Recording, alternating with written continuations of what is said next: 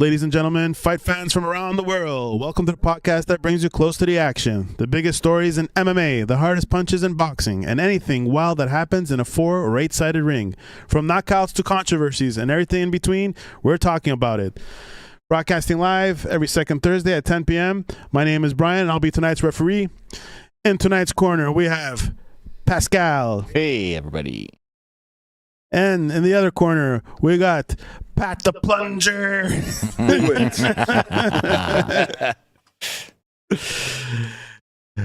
And so let's get ready to Checkin Ringside. All right, guys. So, before we get into the topics, I want to say what a crazy, well, not the whole thing, but let's 2 fights of UFC 329. Yep. That was some pretty quick. Yeah, it was pretty quick fights over there. Yeah, and we're gonna get into the McGregor, but yeah, it was a fun night. I want to say thanks, Brian, for having us over. We got to watch it in Brian's backyard. He had the projector set up. It was pretty cool. It was a beautiful night. It was a nice night. We're watching both the Argentina game and the side by UFC. side, and you should have came. Right. The invitation was open too. Yeah, I know. Argentina. Brian was working the barbecue, and it was a really nice night. So thanks, Brian, again for having us over. No problem. That was cool. Hey, if it's another nice night, next big UFC event, let's do it again, man. I'm down for it. All right, guys, let's bring up the topics. All right, the Crocs conspiracy. So the Crocs are taking over the government. It's a big ploy to get everyone on Crocs and then control our minds. And all right, are the Crocs footage and pre-fight rumors just internet conspiracy, or are there legitimate signs that Conor McGregor wasn't 100% ready for his comeback? Conor McGregor, UFC 329 comeback. Sorry, before I go that, what do people usually say? UFC 329 or just say 329? 329. Yeah, they say it like that? Yeah. Okay. Conor McGregor's UFC 329 comeback lasted just 69 seconds, ending with a devastating TKO loss to Max Holloway. But the conversation after the fight has shifted from the result itself to the questions surrounding his preparation, including footage of him in Crocs during fight week. Was there something seriously wrong before he even stepped into the octagon?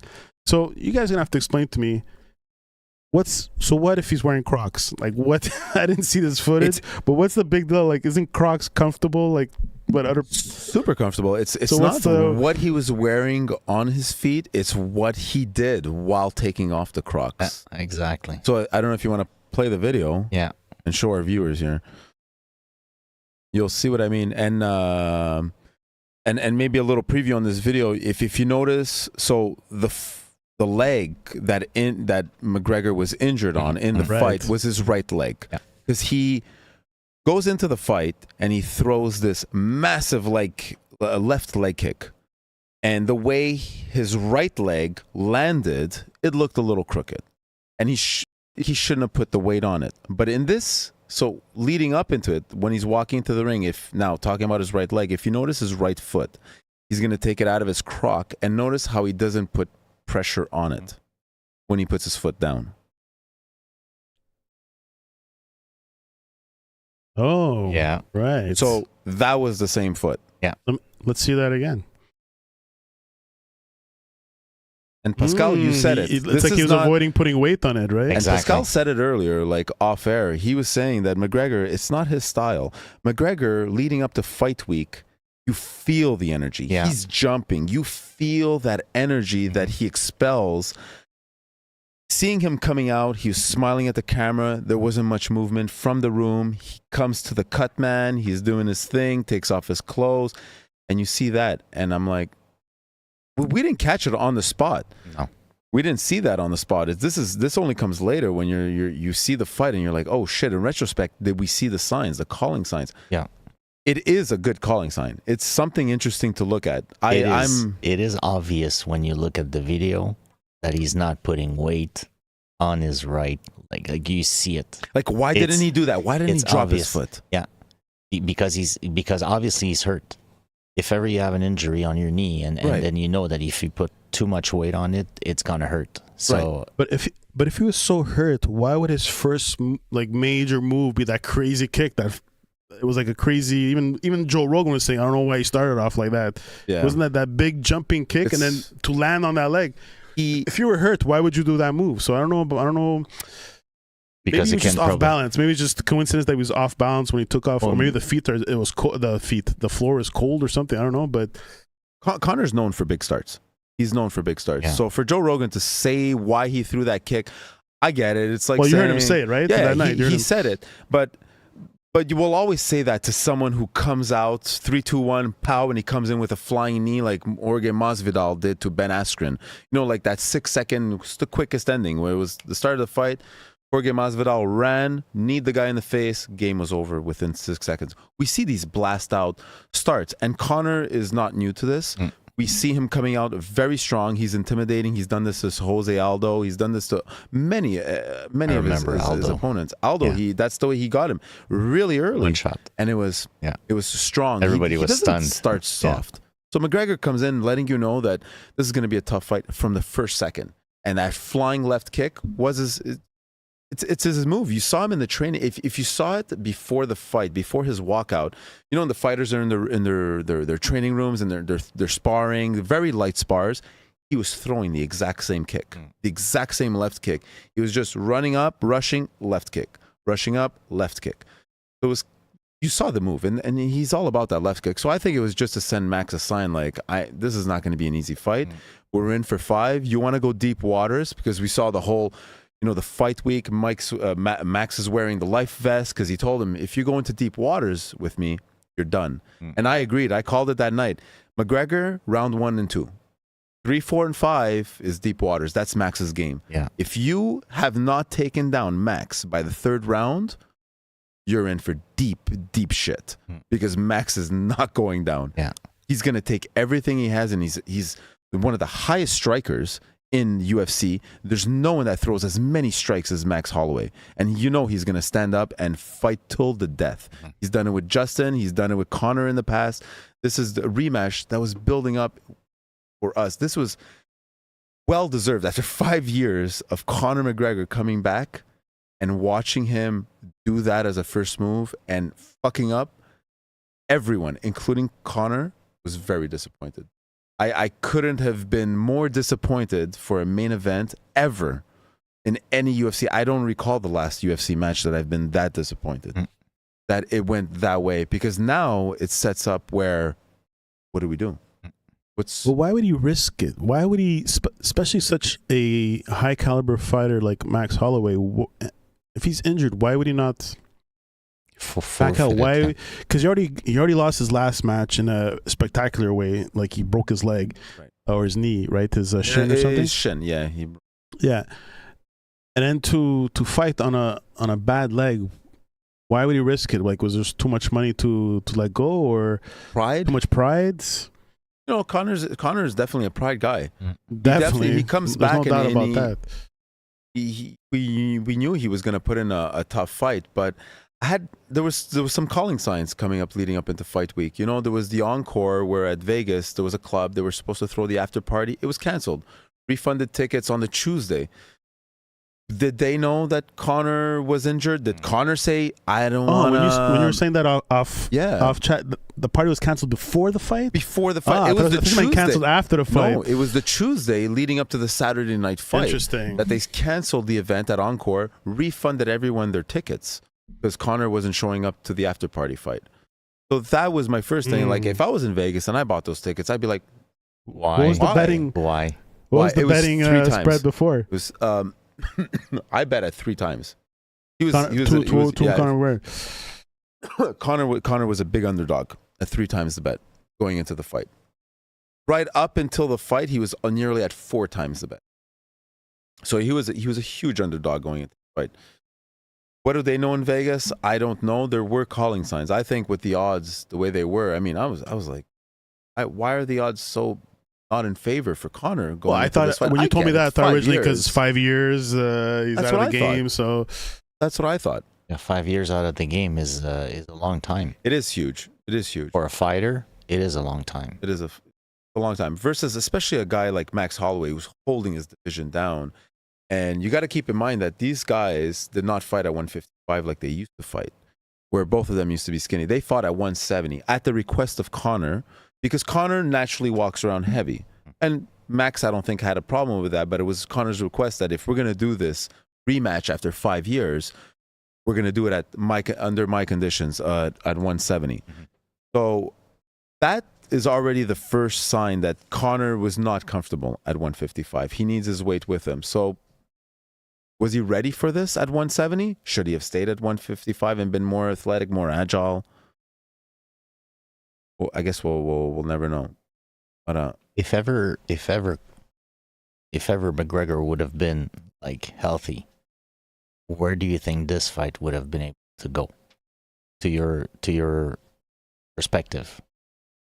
Well, I'm strong on saying that I don't think a fighter is ever 100% healthy going into a fight. That's one thing that I don't think any fighter is ever 100%. Whether there's all the sparring and stuff like that. There's just so much going on. Izzy said it. Many fighters have said it. Demetrius Johnson has said it. Like, it's so rare that you go into a fight that you're not injured because you've trained so much. And if you're not injured, well, it's because you haven't trained enough. Maybe. Yeah, exactly. Like, have you not been pushing yourself? So to answer your question, let's say he was as healthy as he could have been, assuming that there was no injury on the foot. Where could it have gone? Well, just looking at the first leg kick. He's coming out with a leg kick. Max was ready for 10 minutes of intense stand-up game. So Conor was going to lay it on him no matter what. To come back to what I said, now it's the game of round 1 and 2. If Conor can find it and crack him within the first 2 rounds, within that first 10 minutes, Max is in deep trouble. Max has the cardio that Conor doesn't have, especially if the guy hasn't been in the game for 5 years. Yeah. Are you crazy? Yeah. Max just, if we look at Max's last fights, I don't even know if he had any 3-rounders in the last 3 fights. They've all been fight. He's a cardio guy. He plays for championship rounds. He is deep waters guy, and he is a guy that does not give up, especially to a guy like Conor, because he knows his game. He knows what Conor's going to come in. He's going to play his freaky, but at the same time, Max is not going to say no to this fight because it was a huge payday to fight Conor McGregor, and to not get a scratch from it. What a fucking win. Yeah, exactly. What a win for the guy, man. That night, him and Pimblett, man. Yeah. 2 fucking, wow, what a score. What a score. Yeah. And Paddy won also the fight of the night, so he got another $100K. I think. That fight was the fight. Well, I guess, yeah. That makes performance sense. of the night. We're gonna talk about him later on there. Yeah. But, that's got to be a good night, you know. You fight on the main event and you go home scratchless. The wife must be happy. The kid doesn't have to see his dad's face all swollen up for a month or whatever. my question is, he's ready to go out to party to the restaurant right after. He doesn't have to. My question, Brian, is where do we go from here? Conor's a big name. We can't just forget it and jump to next week's Kamaru Usman fight. Or I'm sure he'll get another chance, right? I'm sure. But he's gonna want another fight because Conor, knowing his ego, he can't go out like this. He's not going to go out retiring on a loss like this. So he's going to need another fight. But who do you feed him? You can't just give him Max Holloway again because... Well, Max Holloway is definitely down, but obviously that can be his next fight. It can't be. So who is the next fight? People are talking about Michael Chandler, who's 2-6 in his last 8 fights. He's already on his way out, but Michael Chandler has been asking for Conor McGregor for... Conor's been out for 5 years. I would say 7 years. He's been asking to fight Conor, and just because they've just been having beef of who's the better guy between these two. So imagine for the past 5 years while Conor's been out, Michael Chandler has just been like, guys, bring him back. I'll fucking get him. Michael Chandler prepared himself for the fight last week for Conor. He was getting ready for the replacement if either two individuals were really. ready. He was the wasn't even asked. He prepared himself. He went up to UFC. He just did it. He prepared himself. He wasn't even asked. He went up to the UFC and he says, I'm ready. I'm trained. If ever there's a fallout, I'm ready to step in. So this guy wants Conor's ass so fucking bad. He was like praying that he was praying that Max would have fucking chipped a toenail or something, and just be like, he's out to just step in and get his legacy fight. Exactly. So to come back to my own question, I don't think it's over. So if there's a fight, it's going to be, I would consider maybe a retirement fight between Chandler and McGregor to give them at least one last chance between both of them. Yeah, I just want to look over here. So let's say McGregor did come back. Yep. Well, I'm surprised that Ilia Topuria is still number one. Shouldn't Gaethje be number one? Oh, no. Okay, so Gaethje, and then after Gaethje, it's number one. Okay, that makes sense. That makes a lot of sense. So if you look at this list, who would McGregor, if he came back, does he even fight anybody on this list, or he even goes lower? What do you feel? That's actually not even the list I would put McGregor in. That's the 155 division. So what you want to be... I'm looking at it because Max Holloway's here. Yeah, so Max Holloway fights at 155. That's all I was saying. But for this fight, he jumped up to 170. So he gained weight, and he fought in the 170 division. Whereas if Conor would fight... Conor's not a 155. I don't know if you guys remember when Conor fought 155, Jose Aldo, and back in the day, he was skinny. He would show up. He looked like a skeleton. Yeah. You see these guys when they show up like skeletons. It's not their division. Yeah, they're already. So we're talking about injuries. Yeah. This is like an injury. Showing up to a fight dehydrated during fight week is not very good. So a lot of these guys that they show up as skeletons. I've seen a guy a month ago. I don't know if you saw it, Pascal. 6 weeks ago, he passed out on stage right after his weigh-in. Yeah, but they show up, and he walked off, and he just dehydration, just collapsed. Exactly. The signs are there. These guys are under a lot of pressure. It is dangerous. So we're looking at the 155, but if we jump up to the 170, there's guys like Makhachev in there. There's exactly. So you got your top guys. Whereas I would say Ian Gary, Carlos Pratt is super fucking dangerous. But any of the top four, even JDM, you know what? I'll say the top five. Sean Brady, no. Top five guys. But is this for McGregor to fight? For McGregor. If he would get, after this loss, he would get a chance of this No. I would say, if anything, he's aiming for is these guys. These are his targets. I don't think the 155 is his division. Right. He shouldn't be aiming for anybody. So if he wants a chip at someone, it should be at some of these guys. Got it. But Max Holloway, at the same time, is kind of the same question is being answered. Max Holloway has done his division. Why isn't, if he already is in the 170, he looked good at 170, to be honest. He didn't look like his skinny self. He looked like he had a bit more meat, but I just didn't see him fight at that 170. So is he going to get sloshed when he fights Makhachev at 170, or Ian Gary, who's...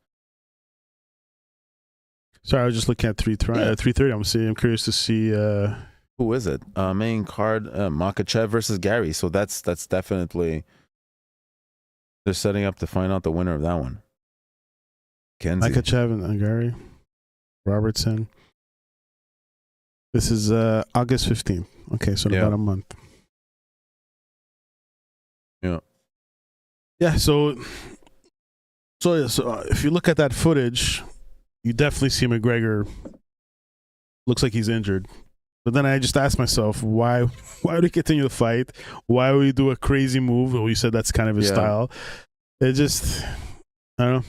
But there is a possibility that when he threw the kick, he injured himself more than what he was. Exactly. That's a possibility. I know, but why do a crazy move when you know you could injure yourself? Exactly. That's what I'm trying to understand. I'm trying to wrap my head around that. He's going to throw kicks. He's McGregor, right? If he goes in and he doesn't throw a single kick. But it wasn't just a kick. It was like a flying kick. Yeah, it was flying left kick. And all that weight on that bad leg. Yeah. And we see the way it contorts on the back end. So you're like, if it wasn't already injured? It's probably there that he got injured, because like I can literally tell you that I was injured on my knee, and something similar happened to me.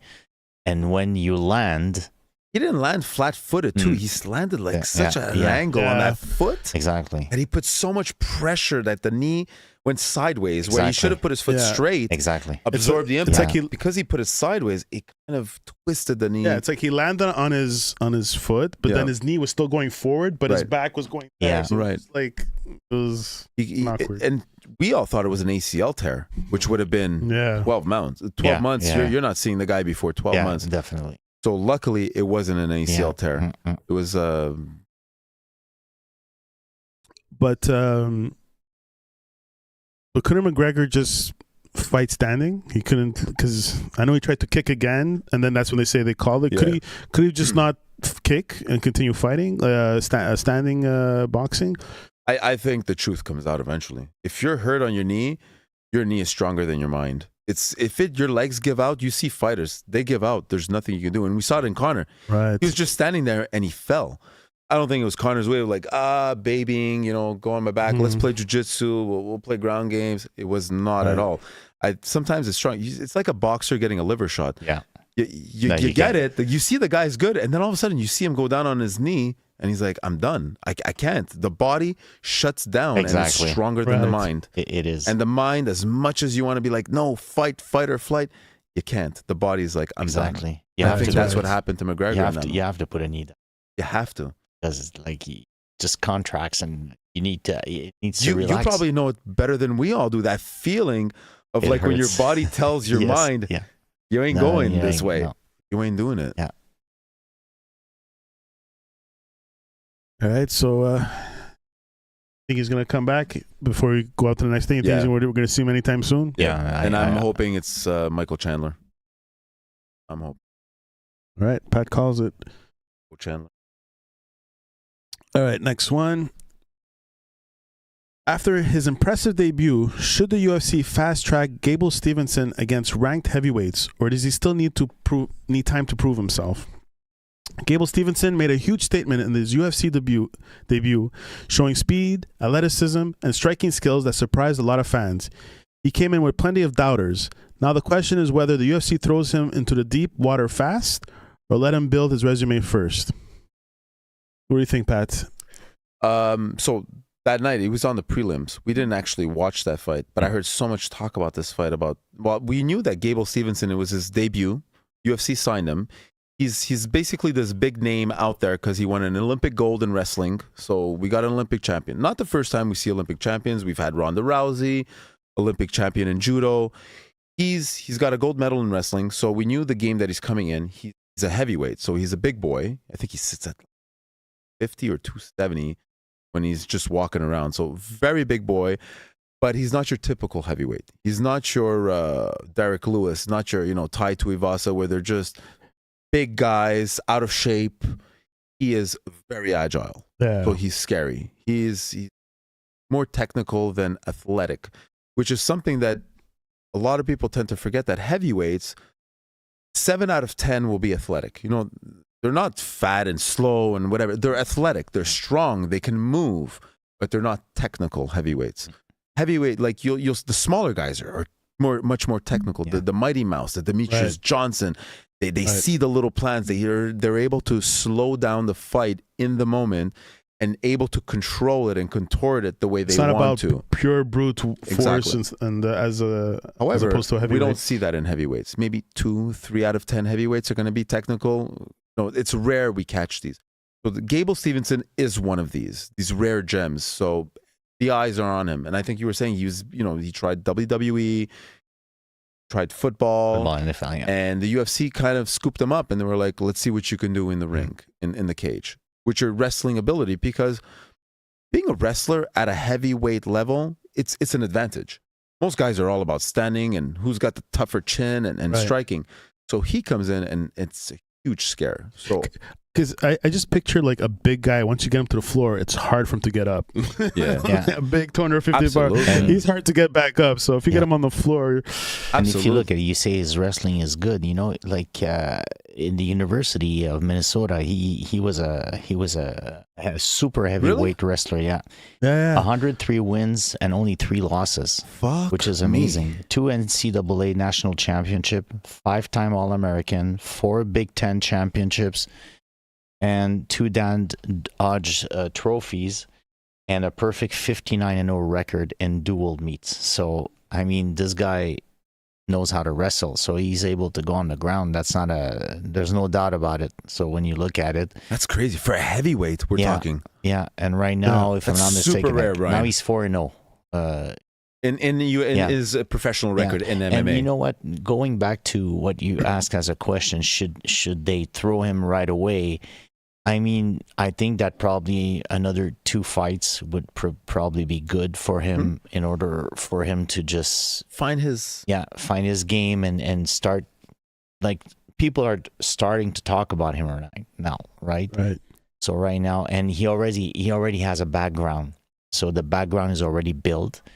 So now he's 4-0. You know, when you have a nice start like that, it's like in MMA. Obviously, people start talking. If ever you come with a record of 6-0, then afterwards, I think he's going to start moving up in the card. Because if you move him too much, and you know, they're saying he's a future. It's don't rush him. So don't rush him. Give him some easy feeds. And you know, he's not a Josh Hockett where he's just yapping his mouth. Some guys are colorful. They're characters. I don't know if you know Josh Hockett, but he's just a colorful character. They're heavyweights. A lot of guys run their mouth. This guy's quiet. Comes in, sniper. He takes you out, and he's out. Yeah. And he does his job, and he does it so clean and so well. I'm very impressed of how this guy he wrestles. I've seen his wrestling. Mm-hmm. However, in this fight, when I went back to watch the fight, he didn't take him down at all. The fight ended after 2 minutes and 31 seconds, and it was all stand up. So that tells me another thing. Yeah. He doesn't even wrestle. No, exactly. To be fearful in his division. Yeah. That's crazy. That how he ended up taking this guy down by strikes, and then it was elbows and punches that got him to TKO. That's on UFC 329. That's UFC 329. So the documentary, well, the YouTube video I saw of him, it showed him all his fights in university, but then also saw like I think his first MMA fights. Yep. And what he did, it was really crazy. He'd take 1, 2, 3 shots, and it went straight down and brought him down from his legs and got him. Yeah. That's what he got him a few shots and then brought him down right away. And it's funny you brought Josh Hockett up because I was going to say that'd be interesting to watch him and Josh Hockett. It would be, but it would be so one-sided. But you see, like that, I wouldn't even think that would be fair game for Gable. You got an American gold Olympus, the American hero over there. That's what he calls himself.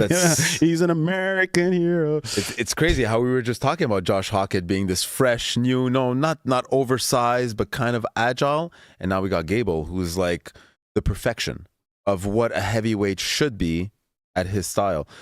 It's going to be very interesting because I don't know anyone in the heavyweight division currently who has the skill that Gable has in his aspect. I'm not saying that everyone sucks. I mean, you got Tom Aspinall, Cyril Gane. These guys can move. You know, Alex Pereira. They're all very agile guys. But Gable Stevenson comes in at 230, 250. He's going to be fighting at 230, but like he walks around 250, 260. He's a big man for wrestling. Right. He's a wrestler. That's a huge threat in UFC, and that kind of shakes up the division because a few podcasts, I don't know, it was several months ago, we were talking about how the heavyweight division became stagnant, where Josh Hockett came in, and he didn't, Tom Aspinall. He injected some... the juice, and this is the fun juice that we're getting. Not just the Josh Hockett where is this going? Is he a Jerry Springer type character where people are going to get fed up of just the talk, but he doesn't bring the game. He's nothing in the ring. Whereas Gable is... People are watching him. Yeah. And, like you said, the 4-0 record, bring it up to a 6-0 record. I'm glad we're starting to talk about this because I feel like we're going to be talking about him a lot more. So it's a good intro to what's about to come. He's going to rise. He's going to rise. Yeah, I was looking here. Alex Pereira, is he still a heavyweight? Light heavyweight. He fought in heavyweight against Cyril, but he showed that he couldn't fight there. I mean, he has his chance in heavyweight. He owns his 2 belts already in the 2 previous divisions. But is he a good contender? I just said Alex Pereira because he's not that big, large heavyweight that you tend to find. He's more of, he could bring in this ground game. Well, not really a ground guy, but take him down. He's not hard to get back up. He'll get back up. He's pretty agile. He's a strong guy. I'm not worried about him on the ground. So that's why I think he would make a good matchup against a guy like Gable Stevenson. A guy like Tom Aspinall would make a good match. Maybe even Cyril Gane would make. But I just don't want him, like, to go back to what Pascal said. That's a great point. Don't feed him these big guys right away. He's too early. Exactly. I know you want to give him the spotlight. Build it slowly. I think that's the best thing they should do with a guy like Gable. Keep him as a sleeper. We know he's there. Don't feed him too many big guys. Let him work up the division. This is the media ranking.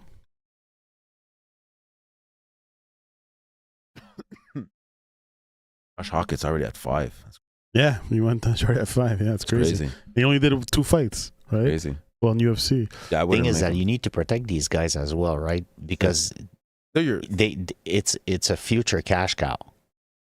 So if you know if ever you know that this guy is a potential cash cow for the next UFCs, then if ever you start feeding him the big boys, first thing you know, you might probably lose him and lose all the opportunities. There goes your plan. Exactly. So right now, if ever, like we said, like if ever you go at 6-0 and then you start feeding him a guy that is ranked, and then if ever he beats him, then he's moving up in the ranking, then you start building up his credibility. And that's right.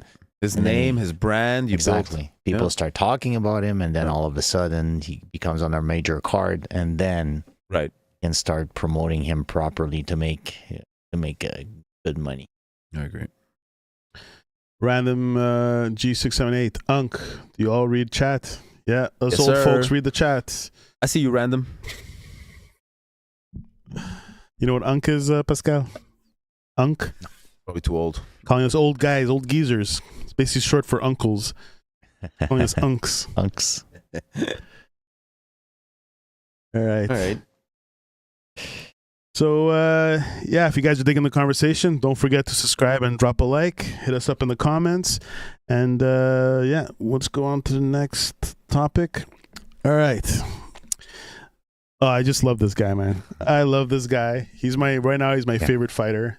He just brings in this energy. Yeah. When he comes into the ring, he's just dancing. It looks like he's at a party. Yeah. He's at like a big important fight, but he's like at a party. Is Paddy Pimblett becoming the UFC's next crossover star, or does he still need a bigger win against elite competition before taking over the spotlight? While Conor McGregor's return ended in disappointment, Paddy Pimblett's stock exploded. 52 seconds, submission, statement made. So is this the night Paddy officially stepped into that crossover star conversation, or does he still need to prove it against elite competition? Has he not won? Has he ever been champion? Paddy, no. No, he hasn't been champion. Never been champion. He came close. He actually was it against Gaethje or was it against? Yeah, it was against. Or no, sorry, Topuria. It was Topuria. It was Topuria. Yeah, he lost against Topuria, and then Gaethje beat Topuria. That was the closest he come. But I mean, I'm not knocking him out. Paddy Pimblett is the future of the division. He, like you said, he comes in with such energy. And he's not just all talk. He has some serious fucking talent. BSD, Benoit Saint Denis, is not a joke. He is a serious powerhouse in the division. And I think I told you that night, like, this guy is going to be a good fight. I was telling you on the lead up, he's a good fight. He's going to be a good challenge for Paddy. He's not someone to be looked down on. I've always watched Benoit. He's not my favorite fighter, but he's not someone that I would ever cross. Like, he definitely has serious talent, and he's got great fucking game. Paddy just exposed all of that within, I think, fucking 6 seconds. I don't know how. I think it was. Forget how quick. 52 seconds. 52 seconds. He got him, and he got him in what he now branded as the Paddy lock. But it's basically because this is not a normal move, right? Because I don't watch obviously a lot of UFC like you do. I'm pretty new to it, but that seems like not normal. It's it's a submission like any submissions basically happen based on the position that you're in. So Benoit Saint Denis came out kicking and it kind of lowered his head and he put himself into a guillotine. A guillotine is just one form of submission, but that kind of traversed to the ground and it turned into a darce. A darce is a type of choke where you're using your opponent's arm to basically choke him in the neck. You're basically hugging, not only choking the neck, but you're choking the armpit with the neck.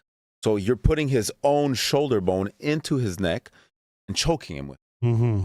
What made his more spectacular, not only did he have the darce on, but he locked it in with like his legs around his back and he fucking alligator rolled him onto the back. I have never seen something like that.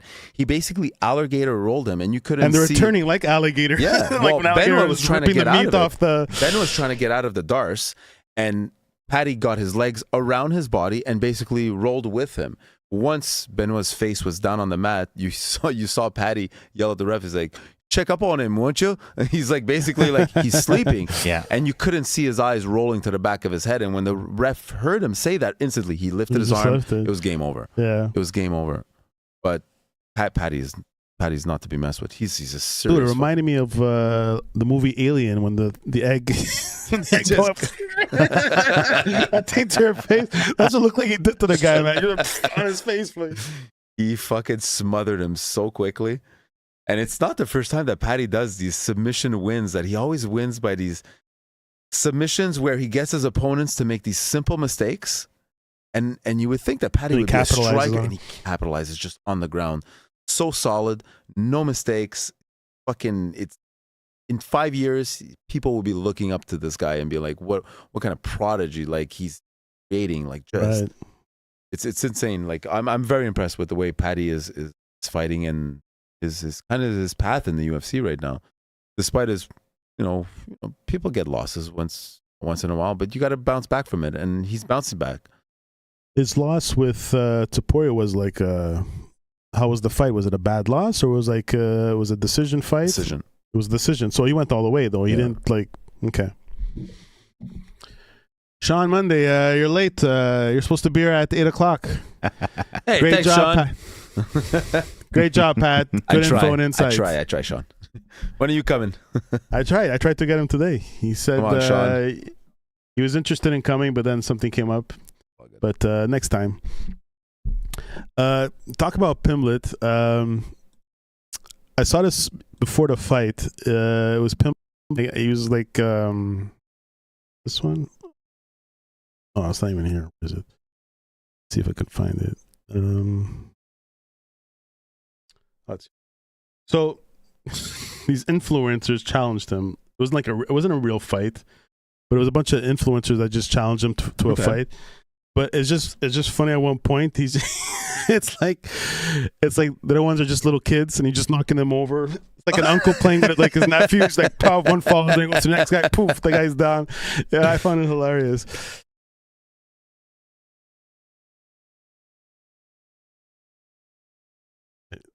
Okay. This is one of the influencers just challenged him. But this guy actually gave him some good shots. Oh wow, yeah. The Pimble is just laughing. Oh, that's a good shot he got. He's got a tough chin though, Paddy. Yeah, he's able to take it. Yeah. But what amazes me the most about Paddy is his size. He can gain so much weight. Look at this the part. Oh my God! There's three guys. He's just knocking people over. They're all. It's like five guys on him. He just boom down. Boom, you're down. You're down. You're down. You're down now. And this guy is like, I'm going to be sick. I'm going to be sick. I'm going to throw up. And he actually started throwing up after. You fucking fat. You think you're tough Get now? your fat ass up, he said. But it wasn't exactly the video, but it was five guys, and we just going. It was funny. He was just going to one, boom, boom, down. The next guy, boom, boom, boom, down. He was going around, boom, boom. That's a perfect example of an amateur fighter versus a professional fighter. Whereas you can be big, you can look strong, you can come in swinging punches. He connected on Paddy so a regular few times. guy, the influencer he'll destroy you. Kill in the first 30 seconds, and then Paddy's just laughing because he's like, "You're gassed out, and you don't even know it." And I will finish the match. And that's why these professional fighters, that's why they're professionals. They're so much better than these amateurs that come in. And that's what the issue with these fighters. They always have to face these goons at bars and stuff like that, thinking they're tough. And they always, they're always busting their balls, thinking they're tough. And then when these guys can massacre them. Sean, sorry, boys. One day, I promise. Pascal, third Dan Black belt karate. I'm going to fight him later. We'll see That's if it. that's true. I'll let you know, Sean, if he's really a third Dan Black belt. I know nothing about MMA, but I can take him down. He looks scary. Okay, so we'll do a remote podcast. We'll make Pascal show up at the Star Gym. What's that thing? What's that gym called? I just challenge anybody in the gym. TriStar Gym. TriStar Gym. TriStar West Island. Okay, Pascal. Yeah. There you go. Then I'm gonna get home and I'm gonna be the one that's gonna be fucked up. He's just gonna be puking in the bathroom. Exactly. You know that Paddy Pimblett has been in the UFC for quite a while already, right? Yeah. It's already like it's gonna be 5 years now already. And he, when he started, like his first fights, it was exactly what you were talking about, Gable, how they didn't feed him big fighters at the beginning. Because they knew he was going to become a superstar, like Sean O'Malley, like the Conor McGregors. Yeah. Sean O'Malley is another great superstar that they never fed him big names at the beginning because they were like, this guy's colorful. Yeah, he's gonna be something. Obviously, his path kind of diverted a bit with Yan and. He started as an influencer that just. He was an influencer. Yeah, and then he got to straight up influencer with talent. But now he's a solidified. Like you can give him props as a fighter. Yes. Yeah, do you give him? Yeah, you could. Yeah, I'll give him props. He won his last fight. Like, I mean, why not? He picked himself back up because he lost his fight versus Yan, and he needed to pick himself up after that. But I mean, he won with, like, at the White House. It was just fucking phenomenal. It was so phenomenal that he promised that he would salute the White House before the guy's face would touch the ground on a knockout. He called that, and he did it. He knocked him, and you just see him like saluting that. Like, it's Sean. This is what. That's why these influencers, they build their name, building brand. We've talked about this many times. That these are the smart guys that they know how to build their brand at the same time, be talented, and take the smart fights. Because you don't want to take a stupid fight and you get destroyed 2-3 times in a row, and then you're ending your own career. So I'm hoping Gable Stevenson's not going to go down that road. Yeah. No, Paddy, to come back to Paddy, though, Paddy did that whole train. That's why he's climbing. He's up there. And he solidified his place in the division. So win or lose now, it's not going to affect him that much, especially after a win. Like, he lost against a champion. He won. It was incredible performance, which he got his performance of the night bonus. Like, he's not going anywhere anytime soon. And he did not get destroyed in his loss. No, it was unanimous decision. No, it was unanimous, and it was against a champ. So the guy's going full 5 rounds. He's got the cardio. Yeah, he's able. He's laughing against guys that are much bigger than him. He's like, man, you might hit harder than me, but I got you. I got you when you make Benoit Saint Denis, very big striker, dangerous. He had him. He made one mistake on a left kick, and he just exploited him. Yeah. And what did he do? It's game over. And once he gets you, that's it. And it's not only the skill he has the personality. Yeah, he does. I've seen him in interviews. He's funny, man. He's funny. A funny guy. He's a funny guy. And he's good looking, and he's got the personality, and I think he's going to be a big star, man, in UFC. Yeah, I agree. I'm definitely a fan of his. He's already a big star. Yeah. But he's going to be a bigger star seeing a belt. Like in his career-wise, up absolutely. the rank, I see another championship fight, maybe a championship belt around his waist. I wouldn't be surprised. After seeing a fight like that against Benoit Saint Denis, Benoit for me is top 5 in the division. So a top 5 for me is anyone in that top 5 can hold a belt. Anyone. Yeah. He skyrocketed 4 places. Paddy and Benoit went down 3. Oh, he went down 3. So he was in the top 5. So that's it. Benoit was in the top 5. That's it. It would need to eventually put him up there because like he's 31 years old. Who? Paddy? Paddy. Yeah, exactly. So they don't have that much time. Yeah, exactly. Especially with a lot of guys like Gaethje, he's on his end. There's a few guys in there. When you look at them, Charles Oliveira, Max Holloway, Justin Gaethje, I mean, they're not young guys, and they've taken serious fucking beatings. Especially Max and Justin. Holy shit! Like these guys they're on their way out. Oh, too bad Sean's not here. We'd had a nice conversation. Sean disagrees. I don't think Paddy's a champion ever. He'll be a top 3. He'll be top 3, top 5, great, but not a champion. What do you think about that? It's a debate to be had. Like I said, it would have been an awesome debate if Sean was here. Seriously, Sean, why the fuck aren't you here, Sean? On a fucking debate. No, but seriously, Sean, it's a good point. I could see where you're coming from.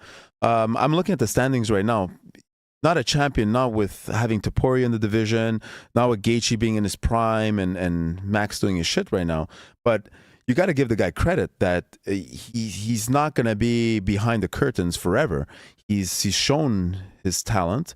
He's taking guys like Benoit Saint-Denis, who's is not an easy challenge in the division.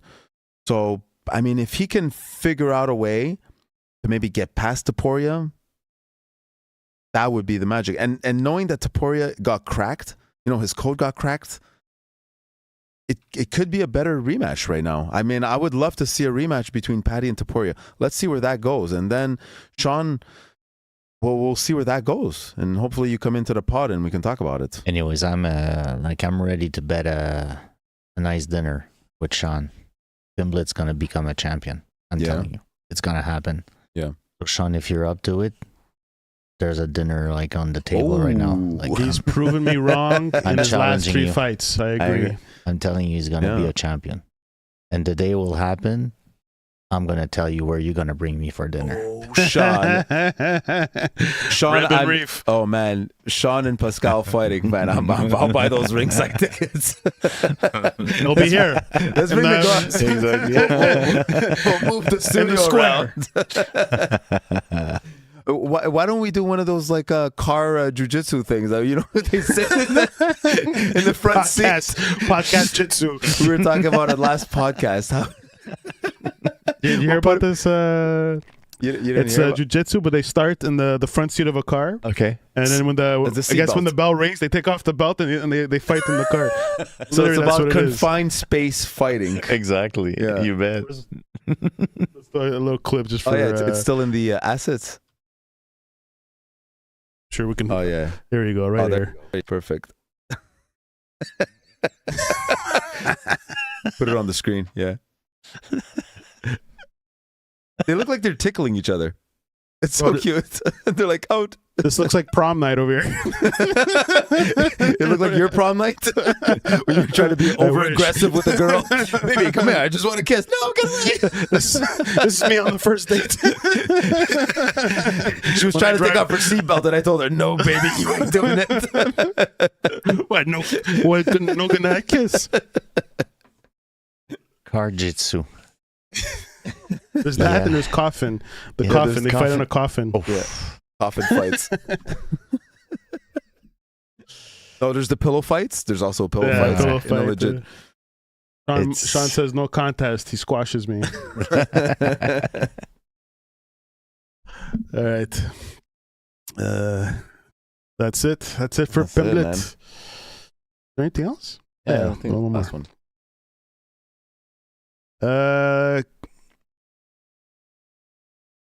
Next one. Final topic of the night is leaving City Kickboxing. The fresh start Israel Adesanya needs to salvage his career, or is Father Time the real problem? No new team can fix. Israel Adesanya and City Kickboxing built one of MMA's greatest success stories together over 16 years. But 4 straight losses later, Izzy is walking away from that partnership. Is a new camp the missing piece, or are you watching the wear of a legendary career finally catch up? So, could you give me some context? This is some sort of kickboxing school. Yeah, Izzy was part of, or from the beginning, partnered in. It's basically a kickboxing school run by Eugene Behrman. He's a very well-known trainer, coach in the MMA world. His right-hand man, Izzy's right-hand man. So I just wanted to bring up this topic because it's always interesting when you see close connections, a very tight-built family that has lasted for such a long time split up. And you always wonder why. Why is the split up? With an American top team, big guys that split up in that camp. And now with CKB, it's just, especially with Eugene, who's so well-renowned and so credible in the MMA world. Why is he leaving? And I think that was the real question. And what caused it? Was it the four losses in his last 5 fights? Because they were big losses for Izzy. They weren't, yes, big names, but some of those names were I would say fed to him. Like it was almost like, okay, he might have a chance against Imavov. Joe Pfeiffer, he should have had that fight.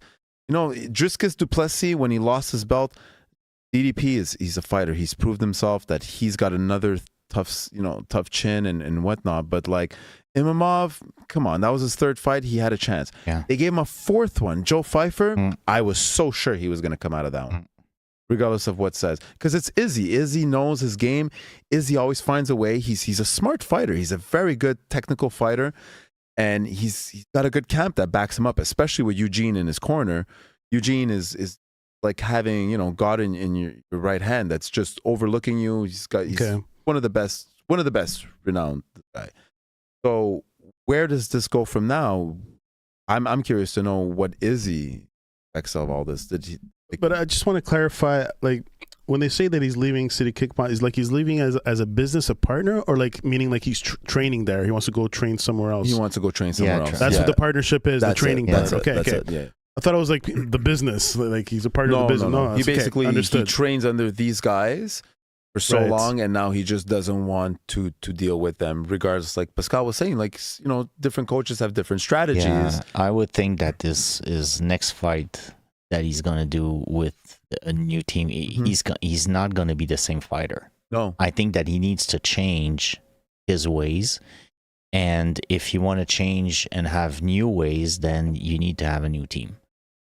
Is it going to bring him where he wants to go? God knows. But there's one thing: he's not going to be the same fighter. He's not going to fight the same way he did the last 4 fights. That's for sure. Same style. He won't.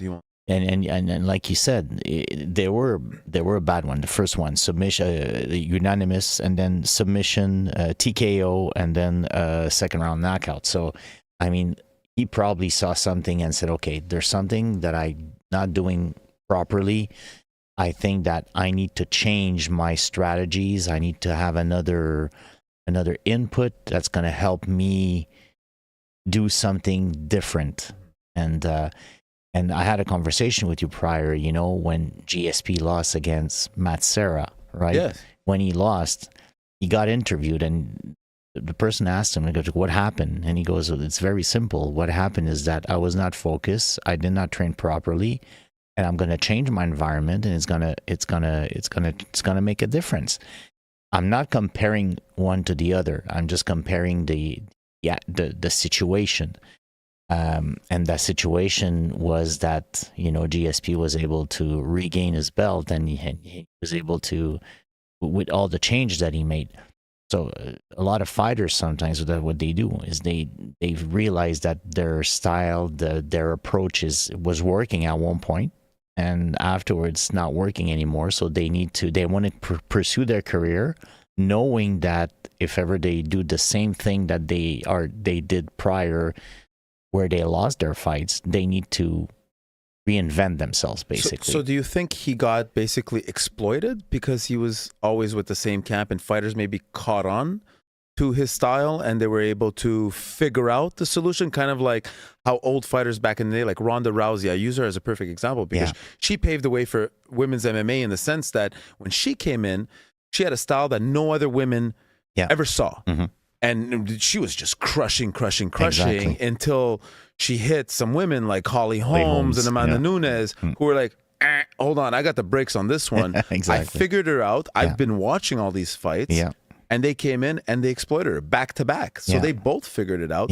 So I'm wondering if he's afraid that he got exploited by guys like Joe Pfeiffer and Imamov, and guys that we didn't expect to beat him. And is that his stance, that basically if he stays with Eugene and CKB, he'll just keep getting exploited because he's stagnant. He's not progressing. He's not moving. He's not growing.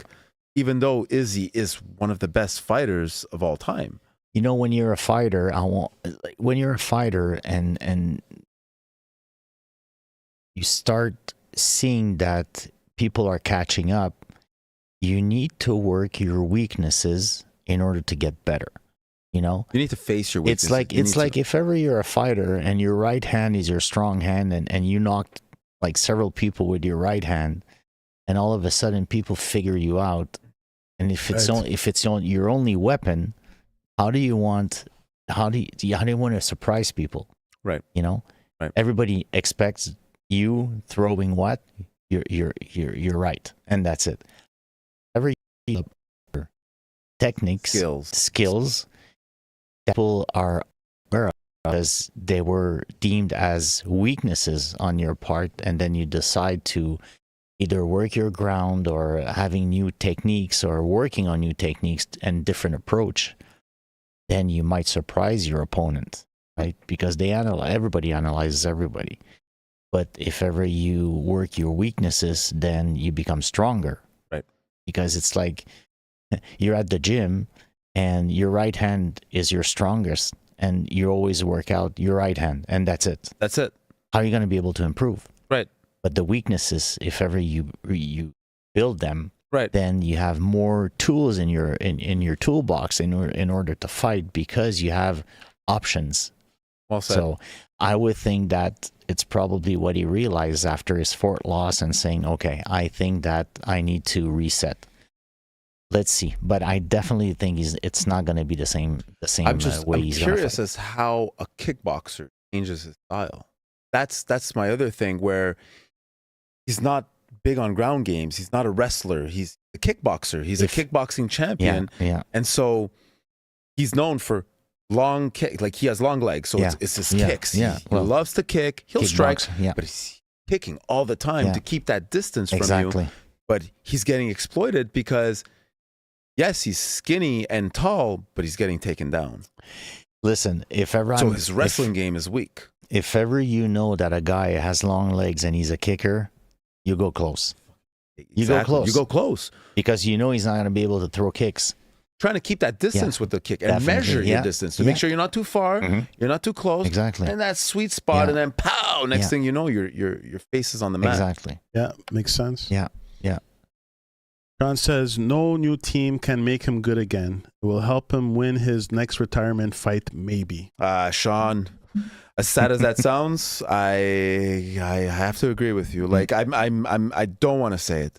This is what I don't want to talk about, but I fear that he does move on and it's not going to make him better. I do agree with you, Sean. I'm not gonna bet a lunch on that one. Oh. Not on that one. But I definitely think that it's going to be, his next fight is going to be a different fight. I would say a different strategy. Different game plan. Yeah. Well, if ever he goes with another team, it's going to be a different game plan for sure. Yeah. They're going to sit down. They're going to analyze the 4, 5, or 6, 7 fights. No choice. You have to adjust your game plan. Oh, definitely. You have to. Yeah. Well, you were saying something earlier. I was like, Khamzat Chimaev. We've always said he was the demon in the division. The wrestler, he takes everyone down instantly. You know this guy. He becomes this fearful guy. What does Sean Strickland do? Stopped him. He figured out that game. Exactly. Sean Strickland's not a wrestler. Well, in the wrestler in the sense, sorry, he's a very big wrestler, but he's not known to stay on the ground. Sean is a stand-up guy. Yeah. He's that Philly position, southpaw, stand up and let's fucking just box. But he'll wrestle on the ground. He knows how to defend himself, and he proved it against one of the best in the world, Chimaev, who took 99% of his division down, and Sean was the only guy who'd be like, hold on, I figured you out. Yeah. So that also they trained together, right? So maybe that was an advantage. So they trained together, but Sean is also he figured him out. He was like, I can't make him take me down. And knowing that a wrestler, and I don't know if you can confirm this, but a wrestler to take down an opponent takes a lot of energy. Yeah, it so does. for Khamzat to spend an entire round, take down, fight him, hold him down, and to get back up. Takedown, to pull a guy down that's nearly 200 pounds and hold him down like a fucking bear. You try holding down a bear. Like, yeah, you might be the best wrestler in the world, but now you got to hold the fucking bear down. And when the bear gets up, you don't have the same amount of energy. And that's where Sean was like, now we're going in our deep waters. Yeah. Third round, by the third round in that fight, Khamzat wasn't even taking him down anymore because he had no more energy. Yeah. So it was a stand-up game after that. And you have one of the best wrestlers in the world that refused to fucking wrestle for 4 rounds? It's insane. Yeah. Because every takedown was blocked. And he's like, I can't keep doing these takedowns because it just spells a lot more energy. You know, being in a gym and training as a fighter is one thing, but you need to sit down and watch videos. You have to analyze your opponent. You need to see it's a great advantage to do so. Their strength, and you have to. can't walk in and be like, I'm Pascal, the best boxer in the No, world. No. You face this fist, you're down. And I was like, okay, cool. I'll just avoid your fist. Exactly. I'll figure out a way to avoid your fist. That's as simple as that. And it's Pretty much, yeah. Yeah. If ever you're able to place yourself at the right position when the hit comes, it's not gonna hurt as much as. And it might not think. be your most comfortable position, Yeah. but if you figured out the position you have to be in because you've watched the tapes, Yeah. that's what gets you the Yeah. wins. Yeah. And that's what makes fighters better fighters. Exactly. It's because they adapt Yeah. to their opponents. They adapt to their division. They adapt to the game. It's always growing the game too. You got to think 10 years ago, UFC wasn't it is today. 10 years ago, we weren't seeing calf kicks like we're seeing today. That's one of the biggest examples that I love using is because the calf kick was, once it got introduced, it took down the player. Yeah. And it's like chopping at a tree. Yeah. And you're like, the trees keep growing and it looks strong. But also, if you're chopping the at inner it, thigh. Yeah, I've been the seeing inner that thigh, too. yeah. Kicking the inner thigh. Yeah.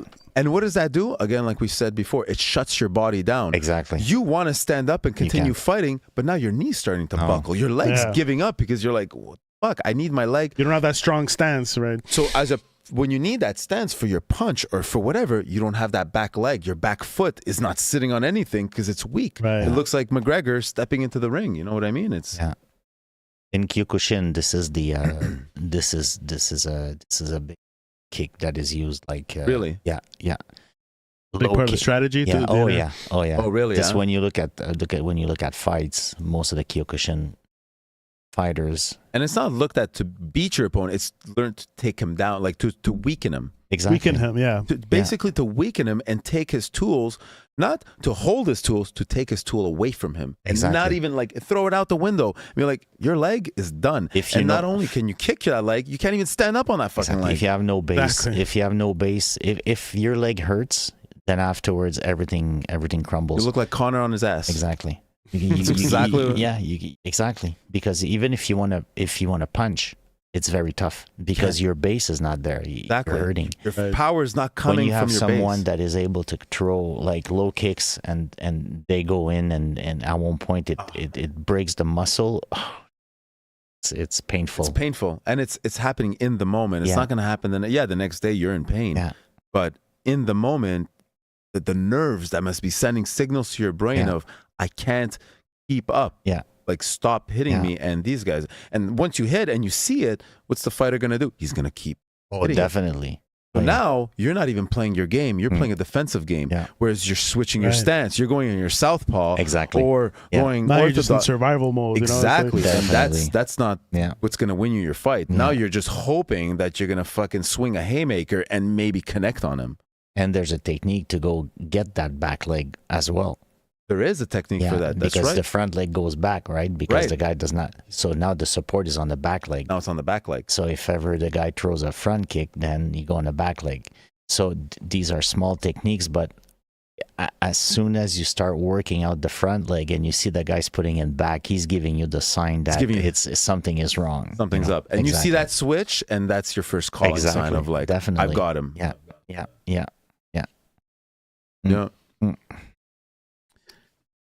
All right. I think that's it. Yeah.